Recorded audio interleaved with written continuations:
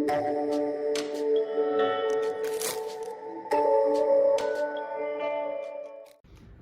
Friends, मैं doctor Pradeep Kumar हाजिर हूं अपने नए टॉपिक के साथ। और आज का जो टॉपिक है वो है स्टिंग ऑपरेशन के बारे में। स्टिंग ऑपरेशन क्या होते हैं, क्या स्टिंग ऑपरेशन की हिस्ट्री रही है, और देश भर में ऐसे कौन से स्टिंग ऑपरेशन फेमस हुए जिन्होंने इलेक्ट्रॉनिक मीडिया की दशा और दिशा दोनों को बदलने में अच्छी खासी भूमिका निभाई। तो हम शुरुआत करते हैं, स्टिंग ऑपरेशन क्या होते हैं। दरअसल स्टिंग ऑपरेशन का सीधा संबंध गोपनीयता से है, सीक्रेसी से है। इसमें रिपोर्टर अपनी पहचान छिपाकर किसी भी तरह के गलत काम करने वालों की गोपनीय कारगुजारियों को सबके सामने लाने का काम करता है। इसमें रिपोर्टर का धन का पीछा करना, निगरानी करना, औचक निरीक्षण करना और बहरूपिया बनकर पूछताछ करने जैसी कलाओं का अच्छा ज्ञान होना चाहिए। स्टिंग ऑपरेशन आसान काम नहीं है, क्योंकि इसके लिए सही तरीका, सही टाइम और सही सिचुएशन को बुनना पड़ता है। यही नहीं, स्टिंग के लिए आपके पास पर्याप्त रिसोर्सेज होने भी ज़रूरी हैं, जिसमें spy camera, voice recorder, mobile और कई बार मिनी सीसीटीवी कैमरे का भी इस्तेमाल किया जाता है।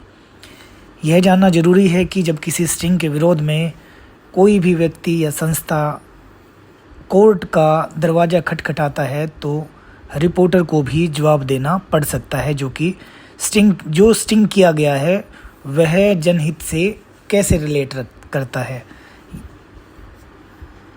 यही नहीं, मांगे जाने पर रिपोर्टर को फॉरेंसिक जांच के लिए उन दृश्यों की मूल कॉपी भी देनी पड़ती है, ओरिजिनल कॉपी भी देनी पड़ती है जिस पर उन्होंने स्टिंग ऑपरेशन किया है।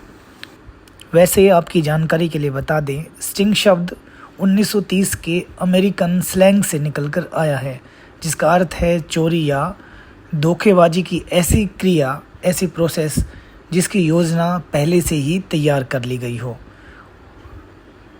1970 के आसपास यह शब्द अमेरिकन उपयोग में आने लगा, जिसका अर्थ था पुलिस के द्वारा डिज़ाइन गुप्त ऑपरेशंस जो किसी क्रिमिनल को फंसाने के लिए अक्सर किए जाते थे। धीरे धीरे स्टिंग किसी अपराधी को पकड़ने के लिए जाल बिछाने का पर्याय बन गया और मौजूदा दौर में जर्नलिज्म में इसका खूब प्रयोग किया जा रहा है।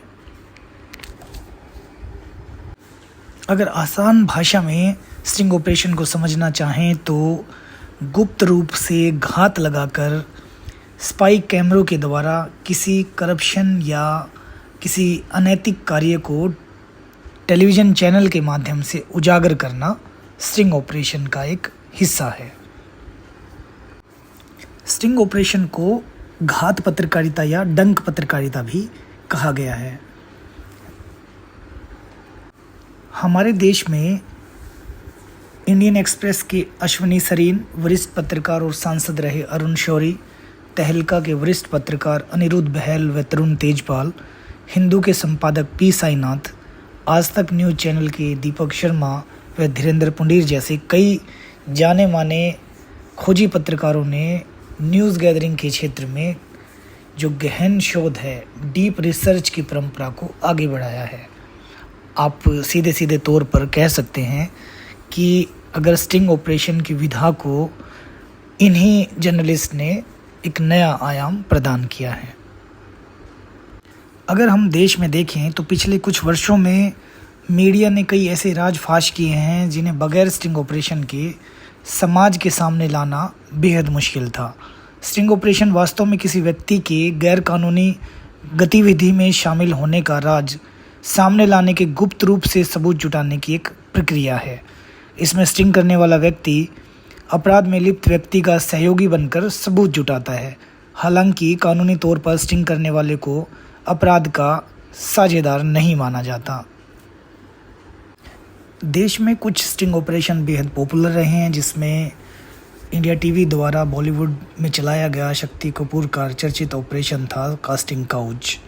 इसके अलावा ऑपरेशन दुर्योधन और नारद स्टिंग ऑपरेशन देश में सबसे पॉपुलर स्टिंग ऑपरेशन में से एक रहे हैं। दोस्तों, आज के इस लेक्चर में फ़िलहाल इतना ही। फिर मिलते हैं जर्नलिज़्म के किसी नए कंसेप्ट के साथ, किसी नई टर्म्स के साथ। तब तक खुश रहिए, मुस्कुराते रहिए और चैनल को सब्सक्राइब करना बिल्कुल ना भूलिए। नमस्कार।